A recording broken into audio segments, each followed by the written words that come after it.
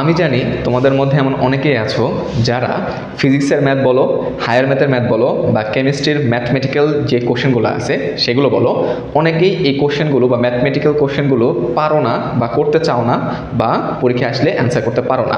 তোমাদের মনে হয় যে ভাইয়া আমি হয়তো ম্যাথমেটিক্যাল অংশে দুর্বল, আমি এই জন্য এই জিনিসগুলো অ্যান্সার করতে পারি না, বা আমি এই জন্য এই জিনিসগুলো পারি না। তো তোমাদের এই ভ্রান্ত ধারণা থেকে কীভাবে মুক্তি পাবা এবং কিভাবে এই ফিজিক্স বলো বা কেমিস্ট্রি বলো বা ম্যাথের যে ম্যাথমেটিক্যাল অংশগুলো থাকে, বিশেষ করে ফিজিক্স এবং কেমিস্ট্রির যে ম্যাথমেটিক্যাল সিকিউ থাকে বা এমসিকিউ থাকে, এগুলো আমরা কিভাবে ডেভেলপ করতে পারি নিজেদের ভিতরে, কিভাবে পরীক্ষা আসলে থিওরিটিক্যাল কোশ্চেনের মতো খুব সুন্দরভাবে অ্যান্সার করতে পারি, সেই জিনিসটা আমি আজকে তোমাদের সাথে শেয়ার করব।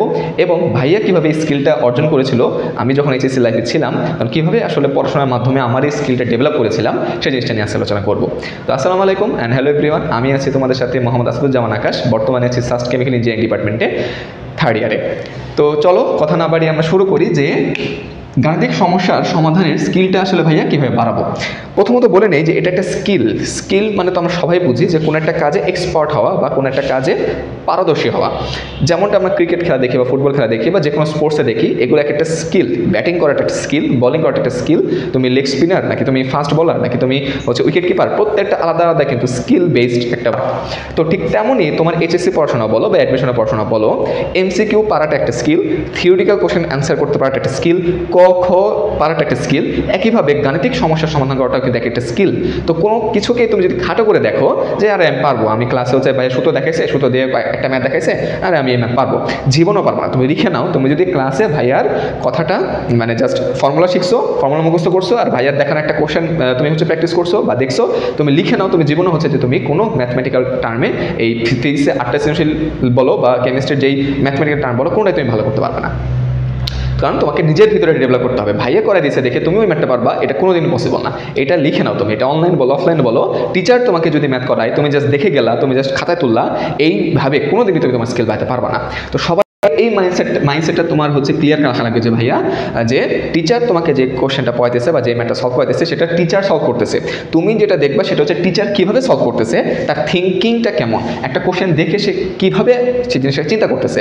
হ্যাঁ, সে কি দেওয়া আছে লিখে তারপর চিন্তা করতেছে, নাকি সে ফর্মুলা লিখে চিন্তা করতেছে, মানে তার অ্যাপ্রোচটা কেমন সেটা তুমি ফলো করবা, রাদার দেন তুমি তার দেখানো ওই ম্যাথটা হুবহু তুমি দেখে গেলা, মুখস্থ করে গেলা, এতে ভাই কোনো লাভ হবে না। ওই কোশ্চেনটা তোমাকে যদি একটু ঘুরে দেয় তুমি আর পারবা না, বিশেষ করে ফিজিক্সের ক্ষেত্রে। তো সবার আগে মাইন্ডসেটটা তোমার চেঞ্জ করতে হবে, যেটা যে ভাইয়ারা যেভাবে কোশ্চেনটা করাচ্ছে সেটা অ্যাপ্রোচটা তুমি দেখবা, নট দ্য অ্যান্সার। হ্যাঁ, জাস্ট অ্যান্সার মিলাবা তাহলে হবে না, তোমাকে তোমার চিন্তা করতে হবে যে ভাইয়া কীভাবে চিন্তা করতেছে কোশ্চেনে বা টিচার কীভাবে চিন্তা করতেছে। এটা সবার আগে নাম্বার 1 তোমাকে মাইন্ডসেটটা চিন্তা করতে হবে। আরেকটা মাইন্ডসেট আছে, সেটা যে তুমি কখনোই চিন্তা করবা না এটা যে আমি তো এই কোশ্চেনটা পারবো না, কখনোই চিন্তা করবা না। তুমি পুরো চ্যাপ্টার পড়ছো, তুমি সব সূত্র জানো, তোমার প্রত্যেকটা বেসিক ক্লিয়ার আছে, ভাইয়া তোমাকে সব কিছু পড়াই দিছে, তুমি কখনোই এটা ভাববা না যে তুমি ম্যাথটা পারবা না। কেন পারবা না? তুমি সব কিছু পড়েছো, তুমি সূত্র জানো, সব কিছু জানো। তুমি জাস্ট মাথায় রাখবা যে আমাকে যেখান থেকে কোশ্চেন দেখ, বোর্ডের কোশ্চেন বেসিক্যালি, সেই কোশ্চেনটা যেটাই হোক না কেন আমি এটা অ্যান্সার করতে পারবো বা আমার সেই ক্যাপাবিলিটি আছে। তুমি পুরো 100% না পারো, তুমি 30% পারবা, তুমি 40% পারবা, তুমি 50% তো পারবা অ্যাটলিস্ট মেথে, তাই না? ওই কোশ্চেনে, সৃজনশীল কোশ্চেনে। তো এমন কখন হবে না যে তুমি পুরো চ্যাপ্টার পড়ছো, ভাইয়া তোমাকে পুরো চ্যাপ্টার ইফোর্ট দিয়ে পড়াইছে, তুমি একটু পারতেছো না, এমন হবে না। হ্যাঁ, তো তুমি যদি ওটা চিন্তা করো যে আমি পারবো না, তাহলে তুমি 1% পারবো না। আর তুমি যদি চিন্তা করো যে না আমি ইনশাল্লাহ এই কোশ্চেনটা পারবো, আমার এই ক্যাপাবিলিটি আছে, আমি চ্যাপ্টার পড়ছি, তাহলে তুমি অ্যাটলিস্ট ইনশাল্লাহ তুমি 50%, 60%, 70% তুমি কমপ্লিট করতে পারবা। দেন বাকি যে 20% বা 30% তুমি পারতেছো না, এটা নিয়ে তুমি নিজে চিন্তা করবা। নিজে যদি না বুঝতে পারো, সেই জন্য তোমার বাসায় টিচার রাখা আছে বা তুমি সেই জন্য টিচারের কাছে পড়তেছো। বুঝতে পারছি? তাহলে এই দুটো মাইন্ডসেট, যে নাম্বার 1 কখনোই ভাইয়ার হুবহু টিচারদের হুবহু ম্যাথটা কপি করবা না বা ওইটা পড়ে যাবা না। আর সেকেন্ড যেটা সেটা কখনোই চিন্তা করবা না যে তুমি ম্যাথটা পারবা না।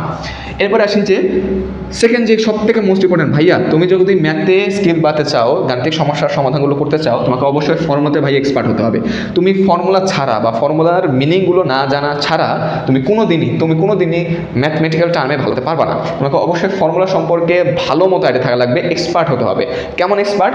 সাপোজ তোমাকে আমি একটা ফর্মুলা লিখে দিলাম যে y=FL/a_l, এই একটা সূত্র তুমি জাস্ট হুবহু মুখস্থ করে গেলে হবে না। তোমাকে প্রত্যেক জিনিস টার্ম সম্পর্কে বুঝতে হবে। y কি ভাইয়া? ইয়ংয়ের গুণাঙ্ক। f কি ভাইয়া? বল। l কি?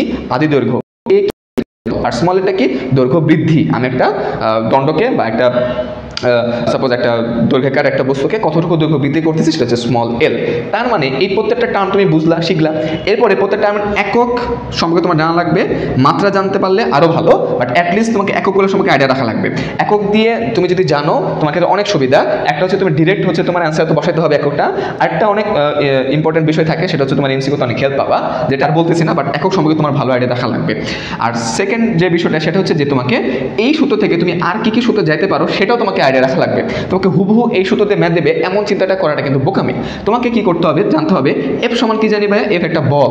বল যদি একটা বস্তুর উপর অভিকর্ষ ত্বরণ কাজ করে তাহলে এই বল সমান কিন্তু আমরা বলতে পারি এম ইন্টু জি, বা ত্বরণ দেওয়া থাকলে এম ইন্টু এ। ত্বরণটা তো দেওয়া থাকবে না, না দেওয়া থাকলে তুমি সূত্র কি ইউজ করবে, এফ ইকুয়াল টু এম জি।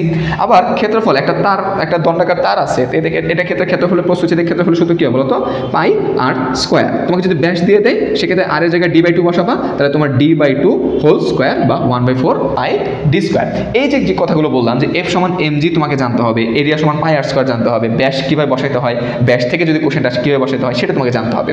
এই ওভারঅল জিনিসটা কিন্তু একটা সূত্রকে রিপ্রেজেন্ট করতেছে। তুমি just Y equal to F L by L শিখলা, কোনো লাভ হবে না। তোমাকে বাড়তি এককগুলো জানতে হবে, প্রত্যেকটা বাংলার টার্ম জানতে হবে, যে ক্যাপিটাল আদি দৈর্ঘ্য, স্মল এল হচ্ছে দৈর্ঘ্য বৃদ্ধি। প্রত্যেকটা জিনিসের সূত্র আলাদা করে জানতে হবে, যে এখান থেকে আরেকটা সূত্র আসে কিনা সেই জন্য জানতে হবে। এই ওভারঅল জিনিসটা যখন জানবা তখন তোমার এই সূত্রটা সম্পর্কে তুমি 100% তোমার কাছে ক্লিয়ার।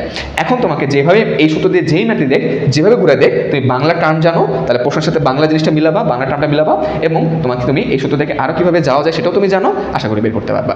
এই একটা এক্সাম্পল দিয়ে আশা করি পুরো ফর্মুলার আমাদের ফিজিক্স বলো বা কেমিস্ট্রি বলো তোমাকে পুরো একটা জিনিসটা বুঝে দেওয়া পারছি। এইভাবে হচ্ছে তোমাকে প্রত্যেকটা ফর্মুলা হচ্ছে এক্সপার্ট হতে হবে, যে কোন ফর্মুলা থেকে কোন ফর্মুলা যাওয়া যায় সেটাও তোমাকে জানতে হবে, তাহলেই কেবল তুমি ফর্মুলাতে এক্সপার্ট হতে পারবা।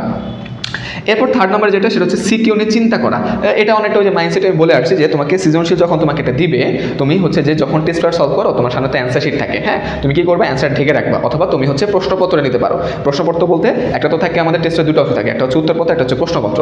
তুমি একটা কাজ করতে পারো, তোমার যদি উত্তর দেখার অভ্যাস থাকে সেক্ষেত্রে এই অভ্যাস ছাড়ানোর জন্য তুমি প্রশ্নপত্র নিবা, নিয়ে প্রত্যেকটা বোর্ডে দেখবা যে ওই চ্যাপ্টারে কী কোশ্চেন আছে, তুমি তো দেখলে বুঝবা একটা চ্যাপ্টার পড়ার পর, তখন ওই কোশ্চেনটা যখন নিবা তখন তোমার কাছে একটা ব্র্যান্ড নিউ কোশ্চেন থাকবে, হ্যাঁ, তুমি পরীক্ষায় যেরকম কোশ্চেন ফেস করবা তোমার কাছে ওইরকম একটা কোশ্চেনই হাতে থাকবে। তখন কি করবা, তখন ভাইয়া ওই কোশ্চেনের চিন্তা করবা, আগে হচ্ছে পড়বা, পড়ার পর চিন্তা করবা, হ্যাঁ, চিন্তা করার পরে তুমি হচ্ছে যে কী কী দেওয়া আছে ডাটাগুলো হচ্ছে লিখে ফেলবা। লেখার পরে তুমি ওই রিলেটেড কী সূত্র জানো সেটা লিখবা। লেখার পরে সূত্র নিয়ে গবেষণা করবা, যে আচ্ছা আমাকে এফটা দেওয়া নাই, আমি এফটা কীভাবে পাবো, আমি এম আর জিকে গুণ করলে পাবো। আচ্ছা আমাকে তো এরিয়াটা ডিরেক্ট দেওয়া নাই, আমাকে তো ব্যাস দিছে, আচ্ছা পাই আর স্কোয়ার দিয়ে করবো, আমাকে ব্যাসার্ধ দিলে পাই আর স্কোয়ার দিয়ে করবো, আমাকে ব্যাস দিছে, আচ্ছা সমস্যা নাই, আমি ক্ষেত্রফল 1/4 পাই ডি স্কোয়ার দিয়ে করতে পারবো। এইভাবে চিন্তা করতে হবে। আগে তুমি ডাটাগুলো লিখে নিতে হবে সাইডে, ওই ডাটাগুলো তোমাকে চিন্তা করতে হবে, হ্যাঁ, তুমি জাস্ট লিখার জন্য লিখলা তাহলে হবে না, তোমার ডাটাগুলো নিয়ে চিন্তা করতে হবে, ফর্মুলা দিয়ে তোমাকে মাথা কাটাতে হবে। এইভাবে যদি একটা কোশ্চেনকে তুমি অ্যাপ্রোপ্রিয়েটভাবে সলভ করার ওয়েটা তুমি ফলো করতে পারো, ইনশাআল্লাহ তুমি খুব ভালো করতে পারবা। এই তো গেল। এরপর হচ্ছে এভাবে সিকিউর তুমি চিন্তা করলা, যে একটা কোশ্চেন নিয়ে তুমি চিন্তা করলা অনেকক্ষণ পরে, তুমি আশা করি কোনো না কোনো একটা ওয়ে বের করতে পারবা। এরপর সবথেকে মোস্ট ইম্পর্টেন্ট প্র্যাকটিস, যেটা তোমরা সবাই জানো, সবাই বুঝো, তারপর কেন করো না আমি জানি না, সেটা হচ্ছে প্র্যাকটিসে কোনো বিকল্প নাই। আমি বারবার বলতেছি, টিচার তোমাকে কোশ্চেন করাইছে, ওই চ্যাপ্টারে তুমি একটা কোশ্চেন করলে কোনোদিনও হবে না। ওই কোশ্চেন মিনিমাম তোমাকে অ্যাটলিস্ট বোর্ডের 20 থেকে 20টা কোশ্চেনের মতো পারে লাগবে। প্রথম 15 থেকে 20টা কোশ্চেন পারতেই হবে, মানে করতেই হবে, তোমাকে প্র্যাকটিস করতে হবে। আর যেগুলো রিপিট কোশ্চেন থাকে বোর্ডে ওগুলো করার দরকার নেই। যেগুলো ইউনিক কোশ্চেন বা আলাদা কোশ্চেন সেগুলো হচ্ছে তুমি অবশ্যই হাতে কলমে করবা। রিপিট কোশ্চেনগুলো তুমি শুধু দেখে যাবা, যে ঠিক আছে তুমি বুঝতেছো কিনা, অ্যান্সার এটা, কোশ্চেন এটা, এই ব্যাপার। তো অবশ্যই প্র্যাকটিসে কোনো বিকল্প নাই। আর লাস্ট বাট নট সেটা এক্সাম। তুমি যতই পড়ো, তুমি যতই ফর্মতে এক্সপার্ট হও, তুমি যতই হচ্ছে প্র্যাকটিস করো, তুমি যতক্ষণ না পর্যন্ত এক্সামে বসতেছো তুমি টাইম ম্যানেজমেন্ট সম্পর্কে বুঝবা না, তুমি কোশ্চেনটা কীভাবে হচ্ছে স্ট্রেস অবস্থায় থাকলে বা মেন্টাল স্ট্রেসে থাকলে কীভাবে ওটাকে অ্যাপ্লাই করতে হয়, ওই সূত্রগুলো অ্যাপ্লাই করতে হয় বা ওই কোশ্চেনটা সলভ করতে হয়, সেটা তুমি কখনোই বুঝতে পারবে না। এই জন্য ভাইয়া প্র্যাকটিসের যেরকম বিকল্প নাই, এক্সামের আরও কোনো বিকল্প নাই। তুমি যেখানেই পড়তেছো, অনলাইনে পড়ো, অফলাইনে পড়ো, বাসা টিচার কাছে পড়ো, যেখানেই পড়ো না কেন, অবশ্যই সেখানে এক্সাম দিবা। প্রত্যেকটা চ্যাপ্টারের সাথে সাথে একটা করে এক্সাম দিয়ে চ্যাপ্টারগুলো হচ্ছে তুমি দেখতে পারবা, ভিজুয়ালাইজ করতে পারবা, যে তুমি ওই চ্যাপ্টারে কী অবস্থা, কতটুকু অবস্থা, তুমি যা যা শিখলা এই ম্যাথ প্র্যাকটিস করা, সেটা তুমি ইমপ্লিমেন্ট করতে পারতেছো কিনা। আশা করি ওভারঅল অনেকগুলো কথা বলে ফেলেছি, এগুলো প্রত্যেকটা হচ্ছে ভাইয়ের এক্সপিরিয়েন্স থেকে তোমাদের হচ্ছে দেওয়ার চেষ্টা করেছি। তো আশা করি তোমরা যদি এই নিয়মগুলো ফলো করতে পারো, গাণিতিক সমস্যা নিয়ে, সেটা ফিজিক্স হোক কেমিস্ট্রি হোক, তোমাদের কোনো সমস্যা হবে না। আরেকটা কথা, অনেকেই হচ্ছে যে গাণিতিক পদার্থবিজ্ঞান বা গাণিতিক রসায়ন এগুলো কিনো, এগুলো প্র্যাকটিস করো। এগুলো তো আসলে খুব বেশি লাভ হবে বলে আমার মনে হয় না, কারণ ওই সেম ম্যাথটা তোমার টেস্ট পেপারে আছে, ঠিক আছে। টেস্ট পেপারে বরং সুবিধা, তোমার এখানে প্রত্যেকটা হচ্ছে কোশ্চেনের সৃজনশীল আকারে দেওয়া আছে।